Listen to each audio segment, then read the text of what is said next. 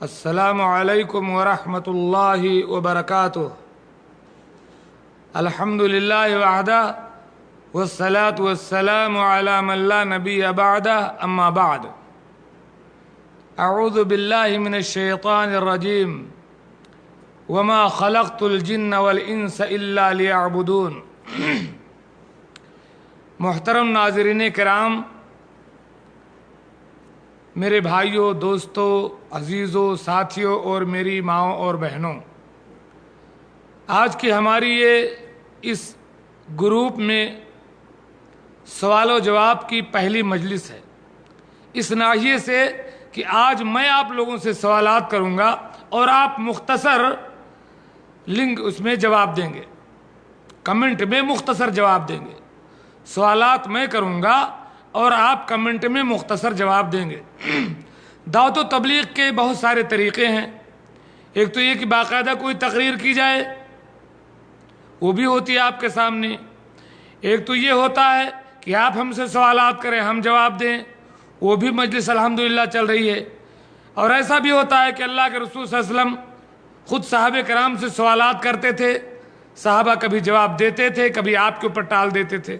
तो इस तरीके से भी दीन सिखाते थे। तो दीन से इनसे सीखने सिखाने के बहुत सारे तरीक़े हैं। उन्हीं तरीक़ों में एक तरीक़ा ये है कि आपसे सवालात किए जाएं और देखा जाए कि आप किस कदर जवाब देते हैं। अल्लाह रब्बुल आलमीन का इरशाद है, वमा खलक़तुल जिन्न वल इंस इल्ला लियअबुदून।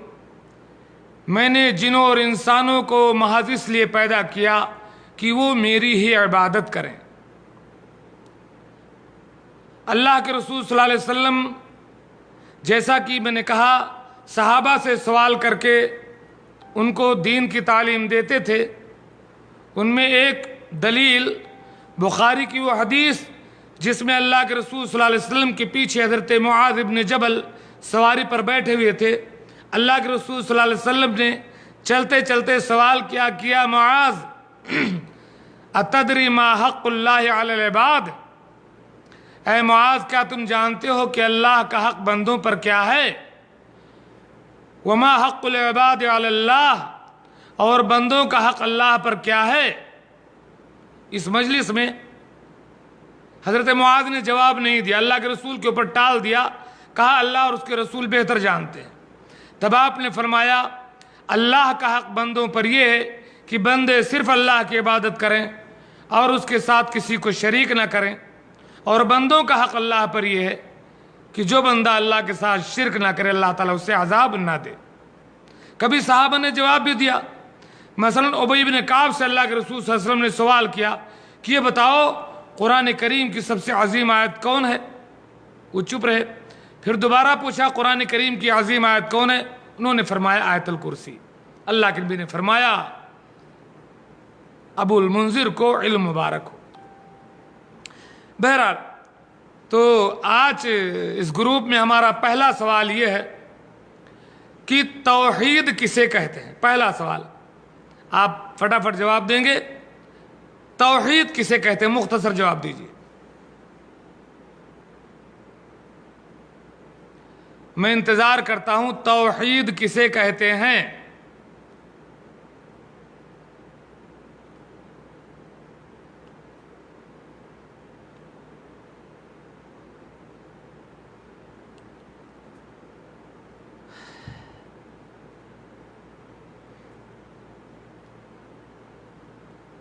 तौहीद जिसके बग़ैर कुछ नहीं होने वाला है, और तौहीद की हम दावत देते हैं, तौहीद का प्रचार करते हैं, दिन रात तौहीद तौहीद की बात करते हैं।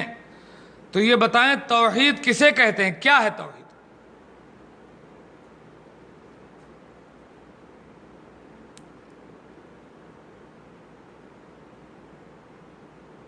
पहले जवाब का मैं कुछ देर इंतज़ार करता हूं, उसके बाद ज़्यादा इंतज़ार नहीं करूँगा। तौहीद किसे कहते हैं? जिस तौहीद के आप दाई हैं, आप कहते हो हम अहले तौहीद हैं, अहले तौहीद हैं, वो तौहीद है क्या? क्या चीज़ तौहीद है? क्या समझते हैं आप तौहीद से? मुख्तसर लिखिए ज़रा सा, इशारतन।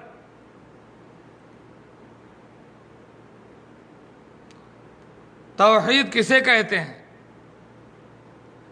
اللہ رب العالمین نے کہا نا وَمَا خَلَقْتُ الْجِنَّ وَالْإِنسَ إِلَّا لِيَعْبُدُونَ، سورہ زاریات آیت نمبر 56۔ تو آپ کیا سمجھتے ہیں توحید کیا چیز ہے؟ سام الدین بتلائیے، ندیم بھائی، راشد صاحب کیا بھائی؟ راشد صاحب تو بھائی ماشاءاللہ۔ ہاں جی، کوئی جواب نہیں آ رہا اب تک، بعد میں نہ کہیے کہ نیٹ نہیں چل رہا ہے، اس میں تھوڑا وقت لگتا ہے۔ میں خاص اگر ایک سوال میں اتنا لمبا وقت لیں گے آپ لوگ، کوئی جواب نہیں، میں جواب دوں؟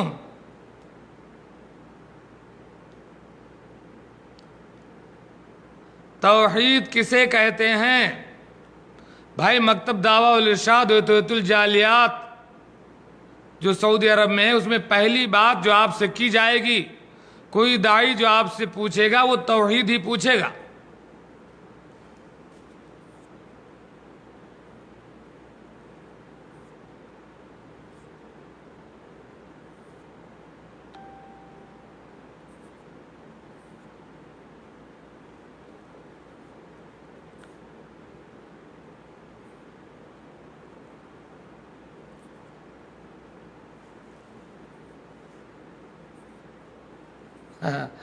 جوائنٹ کیجئے لوگ کہ لگتا ہے ابھی آئے نہیں ہیں۔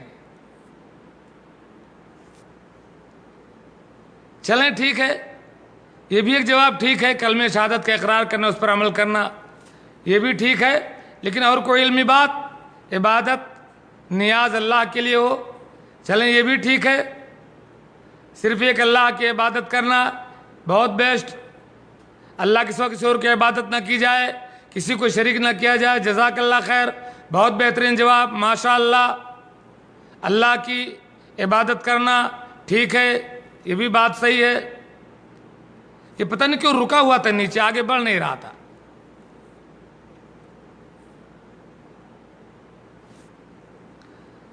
تو علمی جواب اس کا یہ ہے، اللہ تبارک و تعالیٰ کو اس کی عبادت میں اور اس کی ربوبیت میں اور اس کے اسماء و صفات میں اکیلا جاننے کو توحید کہتے ہیں۔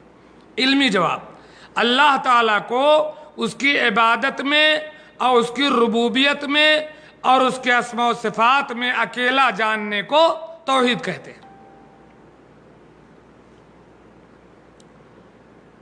چلیں صاحب دوسرا سوال ہم کرتے ہیں، توحید کی 3 قسمیں ہیں، وہ کون کون سی قسمیں؟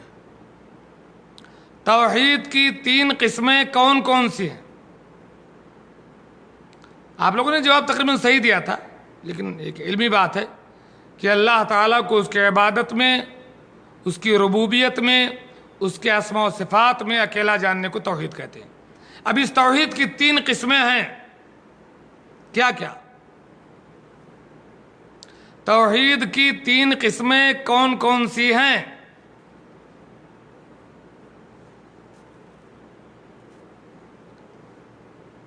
ہاں جی،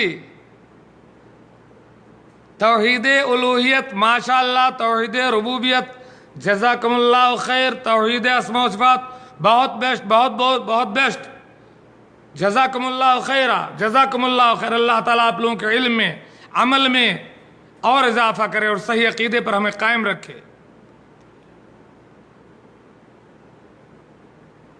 جزاکم اللہ خیر۔ توحید الوہیت جس کو توحید عبادت بھی کہتے ہیں، اور توحید ربوبیت یعنی اللہ ہی رب ہے، خالق ہے، رازق ہے، دنیا کا انتظام کرنے والا ہے، اور توحید اسماء و صفات۔ ماشاءاللہ آپ لوگوں نے جواب دیا، ماشاءاللہ ماشاءاللہ۔ کیا ہے سوال سے پہلے جواب؟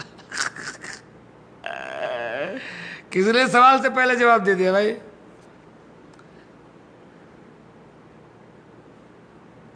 تو ٹھیک ہے، آپ لوگوں نے جواب دے دیا۔ توحید کی 3 قسمیں ہیں، توحید الوہیت جس کو توحید عبادت بھی کہتے ہیں، اور دوسرا ہے توحید ربوبیت، اور تیسرا ہے توحید اسماء و صفات۔ اچھا جی، یہ جو مکہ کے مشرکین تھے، صحیح ہے اسام صاحب سے، मक्का के जो मुशरिकीन थे वो अल्लाह को मानते थे, तो वो कौन सी तौहीद के कायल थे? अकील साहब ने बहुत बेस्ट लिखा माशा। मक्का के मुशरिकीन कौन सी तौहीद नहीं मानते थे जिसकी वजह से अल्लाह के रसूल से मुखालफत थी? तौहीद की जो 3 किस्में हैं, उलूहियत, रुबूबियत, अस्मा व सिफात, मक्का वाले कौन सी तौहीद मान रहे थे और कौन सी नहीं मान रहे थे?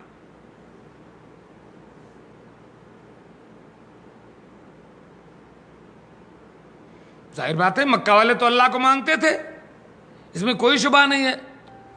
आप सूरह अनकबूत पढ़ें, अल्लाह ताला फरमाता है वला इन सअल्तहुम मन खलक़स समावाति वल अर्द व सख्खर अश-शम्स वल क़मर लयक़ूलुन्न अल्लाह। अगर आप उनसे सवाल करें कि ज़मीन व आसमान को किसने पैदा किया, सूरज और चाँद को तुम्हारे काबू में किसने किया, तो वो कहेंगे अल्लाह। माशाअल्लाह, तौहीद रुबूबियत वो मानते थे और तौहीद उलूहियत नहीं मानते थे। उलूहियत, तौहीद रुबूबियत मानते थे कि वो रब है, खालिक है, राज़िक है, पैदा करने वाला है, मौत देने वाला है, इसको रुबूबियत कहते हैं। लेकिन उलूहियत यानी अल्लाह अकेला इबादत के लायक है, ये नहीं मानते थे जी। तौहीद उलूहियत यानी तौहीद इबादत को नहीं मानते थे वो लोग, तौहीद रुबूबियत को मानते थे। बेशक आपने सही जवाब दिया, जज़ाकुमुल्लाह खैरा। नहीं नहीं, किसी को सवाल कैसे पहले मिल गया होगा भाई? पहले मिल गया, आप सवाल होते ही जवाब देते, माशाअल्लाह। तो ये तो आदिल भाई का इल्म है, उनकी माशाअल्लाह उनकी तवज्जो है। वो जानते होंगे कि जालियात वाले क्या सवालात करते हैं ज़्यादा से ज़्यादा, इसलिए वो पहले जवाब दे देते हैं। पता नहीं क्यों खिसकता नहीं है, मुझे हाथ से ढकेलना पड़ता है। अच्छा जी,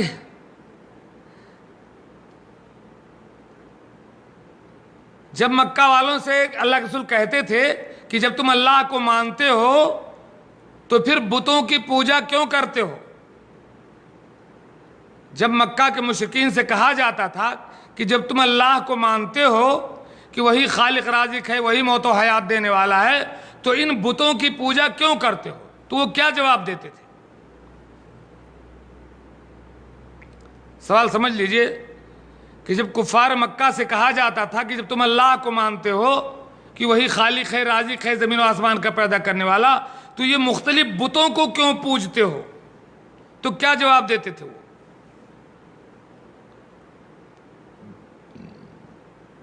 वो कहते थे कि हमारी बात अल्लाह तक ले जाते हैं और ये हमारे सिफारशी है। माशाअल्लाह आदिल भाई, माशाअल्लाह माशाअल्लाह, ज़बरदस्त ज़बरदस्त जवाब,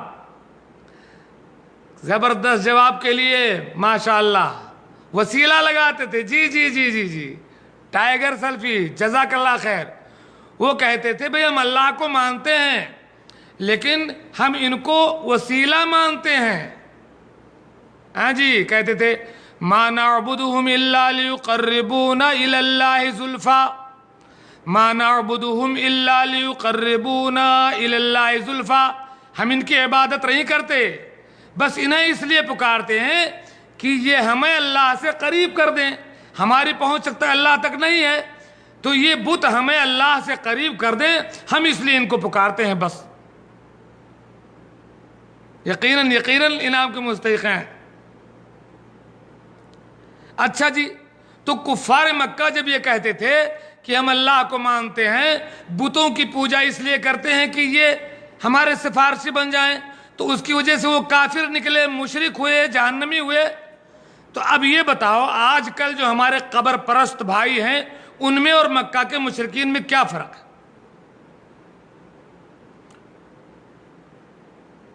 आज भी अगर इनसे कहा जाए कि कब्रों पर क्यों झुकते हो, वहाँ क्या करते हो, जा करके उनसे क्यों मांगते हो,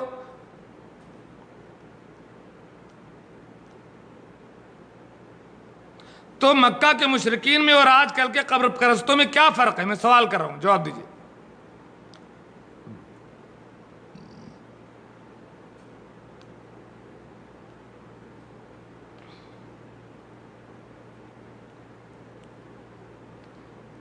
مکہ کے مشرکین کا جواب تھا کہ ہم ان کی عبادت نہیں کرتے ہیں بلکہ ان کو صرف وسیلہ مانتے ہیں۔ تو آج کل کے یہ مشرک مسلمان جو قبروں پر جھکے ہوئے ہیں، یہ کیا جواب دیتے ہیں؟ ان کا بھی یہی جواب ہوتا ہے ان کا بھی یہی جواب ہے، ان کا بھی یہی جواب ہے کہ ان کے وسیلہ کے بغیر کچھ نہیں ہوگا، کوئی فرق نہیں ہے۔ جی کوئی فرق نہیں، اس بات کو سمجھیے، سمجھائیے۔ بس اتنا یہ ہے کہ اللہ کے رسول کو یہ لوگ رسول مانتے ہیں، بس وہ اللہ کے رسول کو رسول نہیں مانتے تھے۔ تھوڑا فرق اور لگا لیجیے بس کہنے کے لیے۔ اب یہاں رسول ماننے کا کیا فائدہ ہے جب آپ کی بات نہیں ماننی ہے؟ ایک دعا یہ لوگ کرتے ہیں، لی خمسۃ اطفی بہا حر الوباء الحاسمہ المصطفیٰ والمرتضیٰ وبناہما والفاطمہ۔ میرے لیے 5 سہارے ہیں جن کے ذریعے میں مشکلات کا خاتمہ کرتا ہوں، بیماریوں کو دفع کرتا ہوں۔ مصطفیٰ یعنی اللہ کے رسول، حضرت علی اور فاطمہ اور حسن حسین۔ ایک صاحب دعا کر رہے تھے، ہم نے کہا آپ نے کیا دعا کیا؟ کہا ہمیں پتہ نہیں۔ ہم نے کہا اس کا یہ مطلب ہوتا ہے؟ کہا اچھا آپ وہ والے ہیں، آپ وسیلہ نہیں مانتے۔ بھیا ہمارا کام بغیر وسیلہ کے نہیں چلتا ہے۔ تو آپ یہی یہ بات جان لیجئے کہ اگر یہ ہمارے پر الزام لگاتے ہیں کہ ہم وسیلہ نہیں مانتے ہیں تو ان سے کہیے کہ ہم وسیلہ مانتے ہیں۔ ہم کیسے وسیلہ نہیں مانیں گے جب قرآن خود کہتا ہے یا ایھا الذین آمنوا اتقوا اللہ وابتغوا الیہ الوسیلہ، اے ایمان والو اللہ سے ڈرو، اس کی طرف وسیلہ تلاش کرو۔ آپ بھی وسیلہ مانتے ہو، ہم بھی وسیلہ مانتے ہیں، لیکن آپ من مانی وسیلہ مانتے ہو، قرآن کے خلاف، حدیث کے خلاف من مانی، اور ہم وہ وسیلہ مانتے ہیں جو ہمیں قرآن سکھاتا ہے، ہم وہ وسیلہ مانتے ہیں جو محمد رسول اللہ صلی اللہ علیہ وسلم کو سکھاتے ہیں۔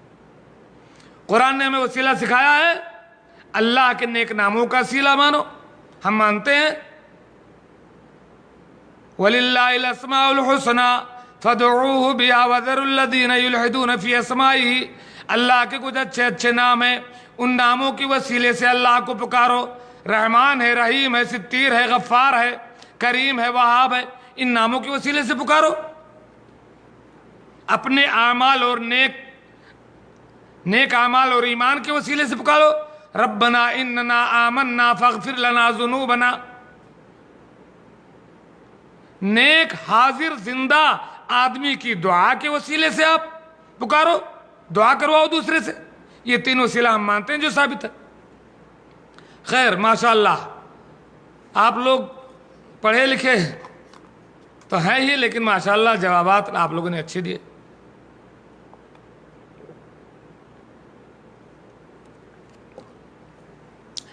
شیخ ابو سالم کے پاس نیٹ میں پتہ نہیں کیا مشکل ہے، نیٹ صحیح کیجئے۔ کامران آگے انشاءاللہ بھی فٹافٹ جواب دیں گے۔ تمام نبیوں کے بھیجے جانے کا مقصد کیا تھا؟ فٹاک سے جواب دیجئے، فٹ سے، کوئی قرآن کی آیت کا اشارہ دیجئے۔ تمام نبیوں کے بھیجے جانے کا مقصد کیا تھا؟ قرآن کی آیت سے دلیل دیجئے کوئی۔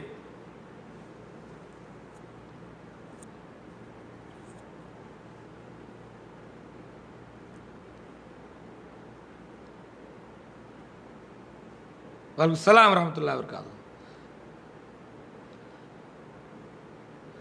تمام نبیوں کے بھیجے جانے کا مقصد کیا تھا؟ قرآن کی ایک اللہ کی طرف بلانا، بے شک۔ اور کوئی قرآن کا آیت کا حوالہ دیں ذرا سا۔ اللہ ہی کی عبادت کرنا اور طاغوت سے بچانا۔ ماشاءاللہ قرآن کی آیت کا حوالہ دے سکتے ہیں کوئی اشارتاً؟ تمام انبیاء کی بعثت کا مقصد قرآن کے آیت کے کوئی حوالے سے مختصر لکھ سکتے ہیں؟ جواب بالکل درست ہے آپ کا۔ اللہ کی توحید پھیلانے کے لیے بے شک قرآن کی آیت کسی کو یاد ہے کہ کس جگہ اس بات کا ذکر ہے؟ بھائی آپ لوگ جو ہے اہل توحید ہیں، لوگوں کو ہم شرک سے روکتے ہیں، تو قرآن کی کوئی ایک آیت تو یاد ہونی چاہیے۔ کوئی قرآن کی ایک آیت یاد ہو اللہ کے بندو. وَلَقَدْ بَعَثْنَا فِي كُلِّ أُمَّةٍ رَسُولًا. ماشاء اللہ ماشاء اللہ, جزاکم اللہ خیر کامران, جزاکم اللہ خیر. وَلَقَدْ بَعَثْنَا فِي كُلِّ أُمَّةٍ رَسُولًا أَنِ اعْبُدُوا اللَّهَ وَاجْتَنِبُوا الطَّاغُوتَ. ہم نے ہر قوم میں ایک رسول بھیجا اور اس کو یہ حکم کیا, وہ لوگوں کو بتایا کہ صرف اللہ کی عبادت کرو اور طاغوت کی بندگی سے بچو. جزاکم اللہ خیر, جزاکم اللہ. اس آیت کو یاد رکھیں جی, جیسے ہم وہ یاد رکھتے ہیں کہ اللہ نے ہمیں کیوں پیدا کیا, وما خلقت الجن والانس الا لیعبدون, ایسے ہی آئندہ اس آیت کو یاد کر لیجئے کہ تمام انبیاء کے بھیجے جانے کا مقصد کیا ہے. وَلَقَدْ بَعَثْنَا فِي كُلِّ أُمَّةٍ رَسُولًا أَنِ اعْبُدُوا اللَّهَ وَاجْتَنِبُوا الطَّاغُوتَ. جزاکم اللہ خیرا. بہت بیسٹ, بہت بیسٹ, بہت اچھا ہے صاحب. آپ لوگوں کی شرکت بڑی خوشی ہو رہی ہے. اللہ تعالی ہم تمام کو ایک باجماعت اتحاد اور اتفاق اور محبت کے ساتھ اللہ تعالیٰ کا دین اس کی زمین پر پھیلاتے ہوئے شرک اور بدعات کا خاتمہ کرنے کی توفیق دے.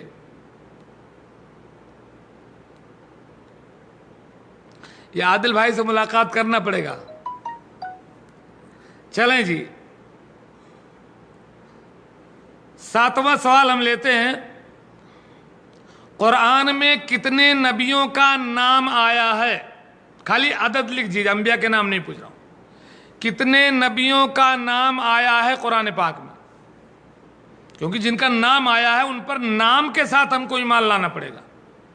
نام اگر ذکر کر دیا قرآن میں, ماشاء اللہ ماشاء اللہ ماشاء اللہ, کیا بات ہے کیا بات ہے کیا بات ہے. 25 نبیوں کا نام, کیا کمپیوٹر ہے یار لگتا ہے.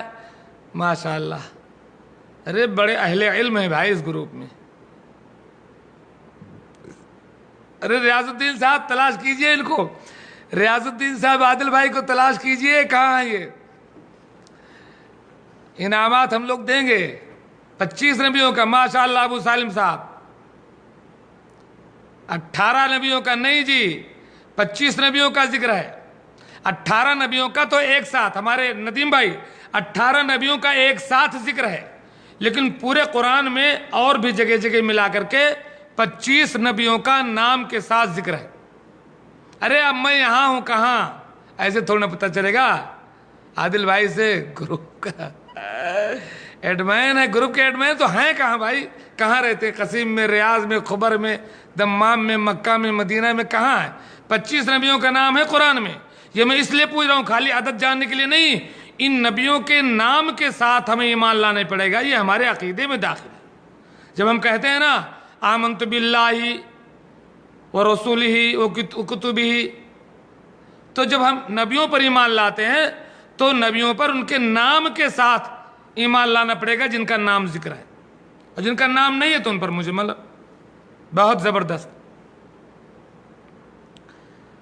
اب کیا ہے. اچھا عادل بھائی تھوڑا سا دوسروں کو موقع دیجئے, کہنا پڑے گا. کون سے نبی ایسے ہیں جن کی 4 نسلوں میں نبوت چلی ہے؟ وہ کون سے نبی ہیں جن کی 4 نسلوں تک نبوت اور رسالت چلی ہے؟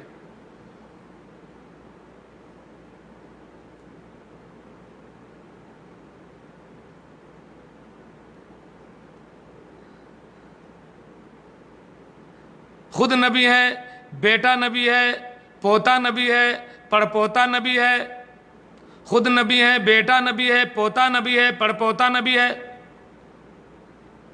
کون سے نبی ایسے ہیں جن کی 4 پشت نیچے 4 نسلیں کو نبوت ملی ہے, یہ کے بعد دیگرے؟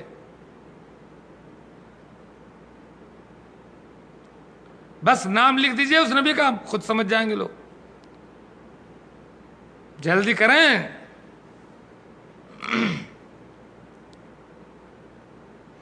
کیوں اب کی بار دیری ہو گئی؟ ابراہیم علیہ السلام, ماشاء اللہ ماشاء اللہ. ابراہیم علیہ السلام جی, ابراہیم علیہ السلام جی, ماشاء اللہ. ابراہیم نبی, ان کے بیٹے اسحاق نبی, ان کے بیٹے یعقوب نبی, ان کے بیٹے یوسف نبی. ابراہیم صحیح جواب ہے, ابراہیم.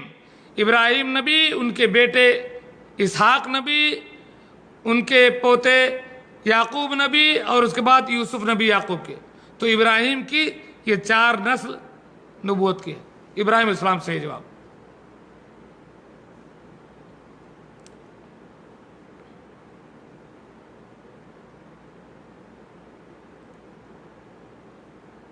کس نبی نے سفارش کی تھی کہ میرے بھائی کو بھی نبی بنا دو؟ کیا بات ہے. اگر اس دنیا میں کوئی بھائی کسی بھائی کے کام آیا ہے حقیقت میں تو وہی کام آئے ہیں. بھائی بھائی کے کام آئے تو ایسا کام آئے. وہ کون سے نبی ہیں جنہوں نے اللہ سے سفارش کی کہ میرے بھائی کو بھی نبی بنا دو؟ ہاں جی بتائیے. موسیٰ علیہ السلام. ماشاء اللہ ماشاء اللہ. موسیٰ علیہ السلام نے کہا کہ اللہ تعالیٰ میرے بھائی ہارون کو بھی نبی بنا دے، میری زبان تھوڑی لڑکھڑاتی ہے. ماشاء اللہ. تو موسیٰ علیہ السلام نے اللہ سے سفارش کی کہ میرے بھائی ہارون کو بھی نبی بنا دو. اچھا جی، اب تھوڑا سا ایک مشکل سوال ہو سکتا ہے. قرآن کریم میں جو یوسف علیہ السلام کا قصہ ذکر ہے سورہ یوسف میں، غور سے سنیں. قرآن پاک میں جو یوسف علیہ السلام کا قصہ ذکر ہے سورہ یوسف میں، اس میں قمیص کا بہت گہرا تعلق، یوسف علیہ السلام کی زندگی سے قمیص کا بہت گہرا تعلق ہے. یہ بتائیں اس قصے میں کتنی بار قمیص کی بات آئی ہے؟ قصے یوسف میں قمیص کا ذکر کتنی بار آیا ہے؟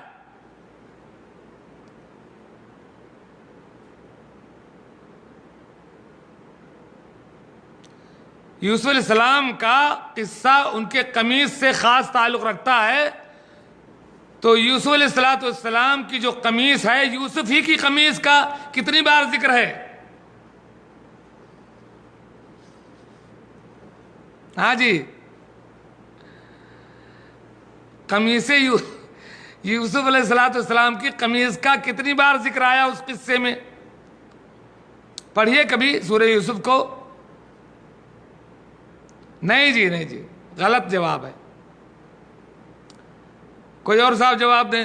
4 بار. 4 بار.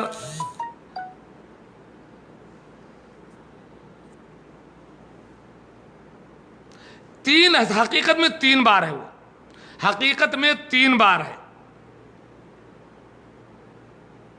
وہ ایک بار جو ہے تو وہیں فوراً 2 بار ذکر کر دیا گیا ہے.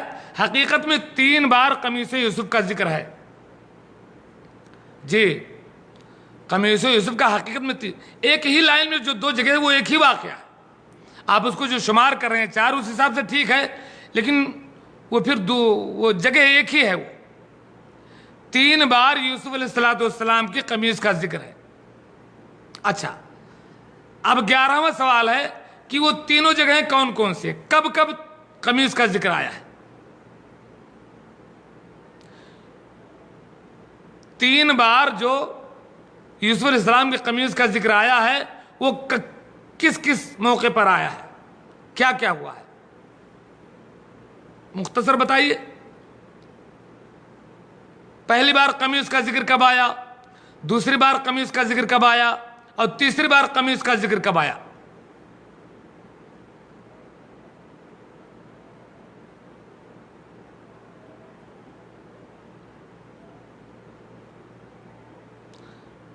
قصہ یوسف میں جو 3 بار قمیص کا ذکر ہے، پہلی بار کب قمیص کا ذکر ہے، دوسری بار کب، تیسری بار کب، کس کس موقع پر قمیص کا ذکر آیا ہے؟ اور یوسف ہی کی قمیص ہے ماشاءاللہ علیہ السلام.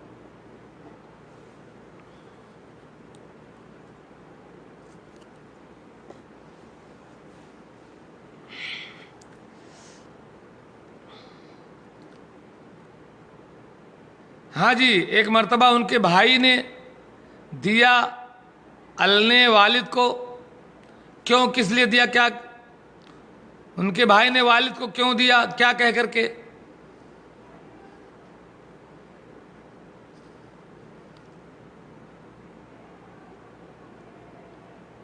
خون عورت ابا.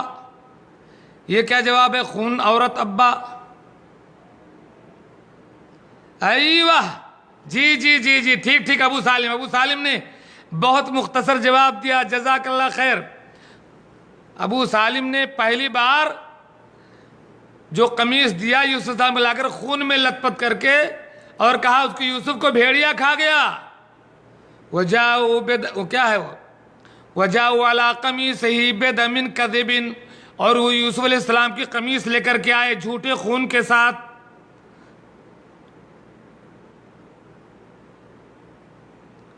تو پہلی بار قمیص کا جو ذکر ہے یوسف علیہ السلام کی قمیص لائے اور کہا یوسف کو بھیڑیا کھا گیا اور قمیص لا کر کے دیا. اور دوسری بار کب ذکر ہے؟ جو عورت نے حضرت یوسف پر الزام لگایا تھا. جی دوسری بار قمیص کا ذکر ہے جو عورت نے یوسف کی قمیص پکڑ کر کھینچی تھی. تو کہنے والے نے کہا کہ اگر قمیص پیچھے سے پھٹی ہے تو عورت جھوٹی ہے، اگر آگے سے پھٹی ہے تو یوسف جھوٹے ہیں. تو دیکھا گیا تو قمیص پیچھے سے پھٹی تھی، تو وہیں دو بار ذکر ہو گیا، لیکن وہ ایک ہی بار مانا جائے گا. تو ایک بار تو اس قمیص نے حضرت یوسف علیہ السلام کے والد کو غم میں مبتلا کیا، اور دوسری بار اس قمیص سے یوسف کی برات ثابت ہوئی لیکن نہ مان کر کے ان کو جیل میں ڈالا گیا. اور تیسری بار کب آیا قمیص کا ذکر؟ تیسری بار کب آیا قمیص کا ذکر؟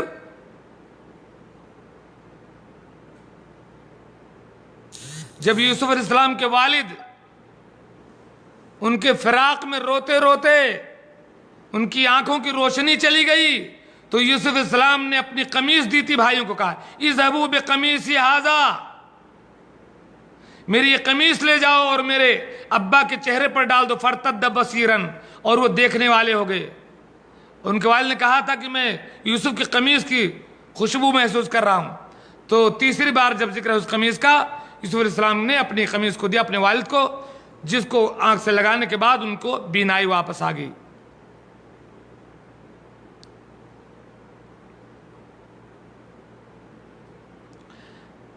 بارہواں سوال ہے، یہ بھی تھوڑا مشکل ہو سکتا ہے. جیسے یوسف کا تعلق قمیص سے بہت زیادہ ہے، ایسے حضرت موسیٰ کا تعلق لاٹھی سے بہت زیادہ ہے. قرآن پاک میں جہاں موسیٰ علیہ السلام کا قصہ ذکر ہے، مختلف مقامات پر آپ پڑھیں گے تو موسیٰ کا لاٹھی سے بہت گہرا تعلق ہے. آپ بتائیں کہ موسیٰ کی لاٹھی کا کتنی بار ذکر ہے؟ موسیٰ کی لاٹھی کا کتنی بار ذکر آیا ہے قرآن پاک میں؟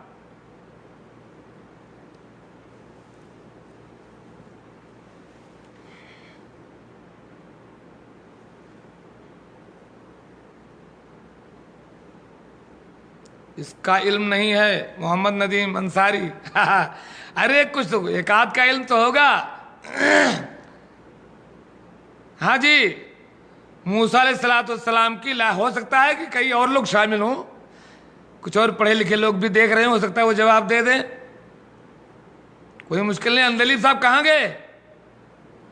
موسیٰ علیہ السلام کا ان کی لاٹھی سے بہت گہرا تعلق ہے. تو موسیٰ کی لاٹھی کا کتنی بار ذکر ہے جی؟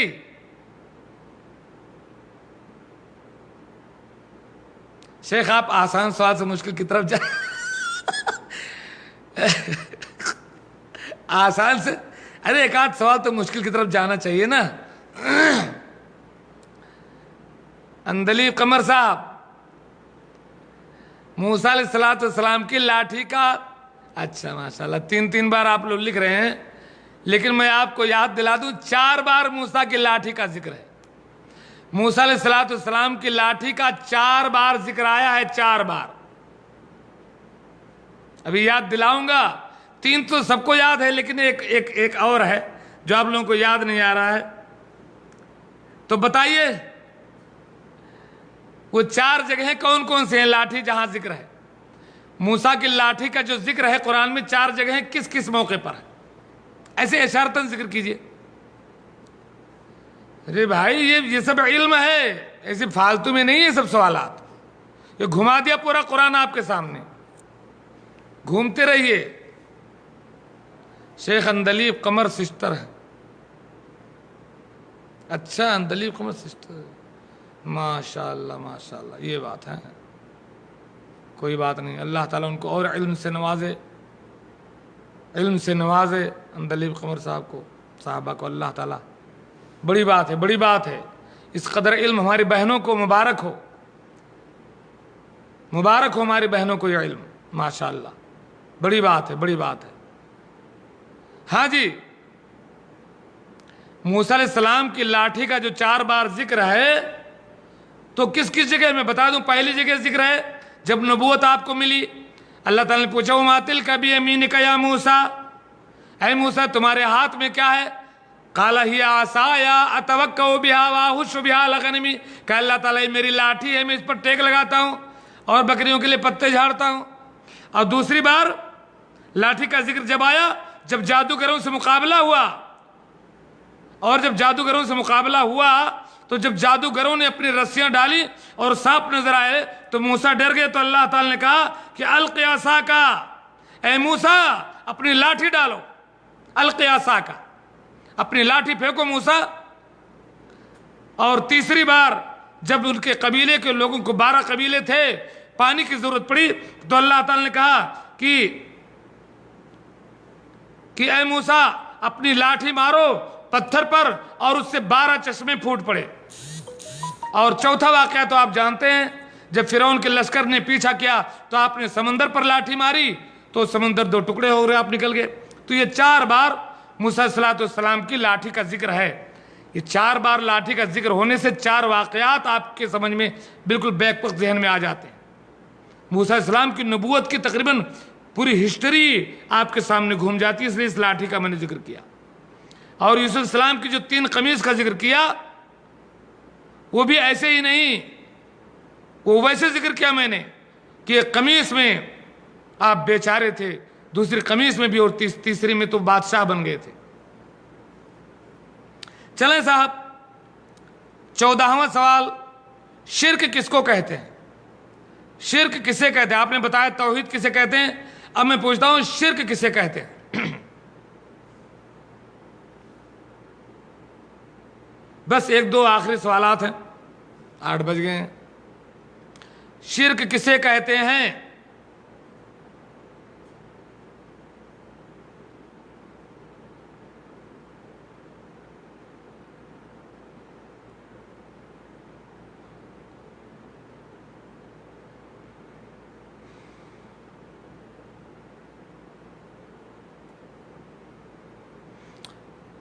اللہ کے ساتھ کسی کو شریک کرنا، یہ تو اتنی واضح بات نہیں ہوئی نا، صحیح ہے اللہ کے ساتھ، لیکن شرک تھوڑی اور وضاحت کے ساتھ، اللہ کے سوا کسی کو عبادت کرنا، جی ٹھیک ہے، تھوڑا اور کوئی اور علمی جواب دے دیں۔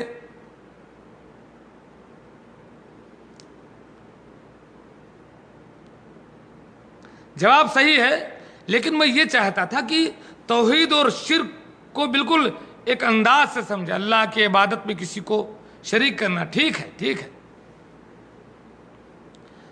اب میں آپ کو بتاؤں، توحید اور شرک دونوں کو ملا کر کے میں مختصر بتاتا ہوں، کئی تعریف لوگوں نے کی ہے لیکن سمجھ لیجئے آپ، بہت آسان ہے۔ توحید کسے کہتے ہیں؟ اللہ کی عبادت میں، اللہ کو اس کی عبادت میں، اس کی ربوبیت میں اور اسماء و صفات میں اکیلا سمجھنا، اللہ تعالیٰ کو اس کی عبادت میں، ربوبیت میں اور اسماء و صفات میں اکیلا سمجھنے کو توحید کہتے ہیں۔ اب اس کا الٹا کر دو، اللہ کی عبادت میں، اس کی ربوبیت میں اور اس کے اسماء و صفات میں کسی دوسرے کو شامل کرنے کو شرک کہتے ہیں۔ توحید کی جو 3 قسمیں ہیں نا، اسی کو اس میں لے آئیے، اللہ کی عبادت میں، اس کی ربوبیت میں، اس کے اسماء و صفات میں کسی اور کو شامل کرنے کو، کسی اور کو تشبیہ دینے کو شرک کہتے ہیں۔ یہ تھوڑا مختصر تعریف ہو، یاد رکھ جانا۔ چلیں ٹھیک ہے، شرک کی کتنی قسمیں ہیں، کیا کیا؟ شرک کی کتنی قسمیں ہیں، کیا کیا نام ہیں ان کے؟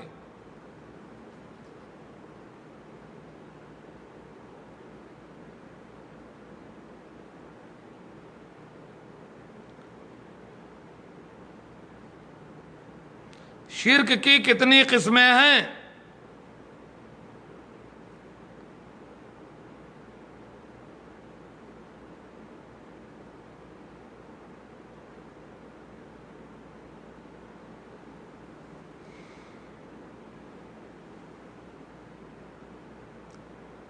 جلدی لکھیے تو میں چلا بھائیو. چلیے بس جو بچے ہیں وہ بس میں 4-5 منٹ میں ختم کرتا ہوں. 5 منٹ اور ٹائم دیجیے بس. شرک کی کتنی قسمیں ہیں, کون کون سی؟ باقی انشاءاللہ کل دیکھیں گے.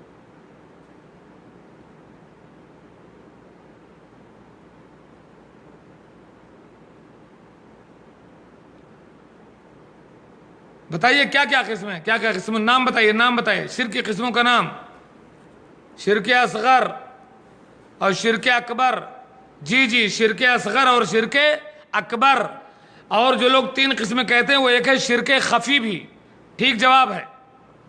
تو میرے خیال سے وقت ہو رہا ہے, تو باقی ابھی شرک پر بھی بہت ساری چیزیں باقی ہیں. تو انشاءاللہ عشاء کا وقت ہو رہا ہے, نماز بھی پڑھیں گے, تراویح بھی پڑھیں گے. تو کل شاید وقت بدلیں گے تو ٹائم زیادہ ملے گا, تو انشاءاللہ ہم اس میں سیکھیں گے. آپ لوگوں کا میں بہت شکر گزار ہوں کہ آپ لوگوں نے سوالات پر توجہ دیا اور جوابات دینے کی کوشش کی. اس سے لگتا ہے کہ آپ لوگ الحمدللہ علماء کی تقریروں سے, ان کے بیانات سے فائدہ اٹھاتے ہیں, خود پڑھتے بھی ہیں. اللہ تبارک و تعالیٰ سے ہم دعا کرتے ہیں کہ اللہ تعالیٰ اس پروگرام کے ذریعے ہمیں حق بات سمجھنے کی, حق پر عمل کرنے کی توفیق دے, اور باطل کو باطل سمجھنے کی اور باطل سے بچنے کی توفیق دے, تاکہ دنیا اور آخرت میں اللہ تعالیٰ میں کامیابی سے ہم کنار فرمائے. آمین. وآخر دعوانا ان الحمدللہ رب العالمین. السلام علیکم ورحمۃ اللہ وبرکاتہ.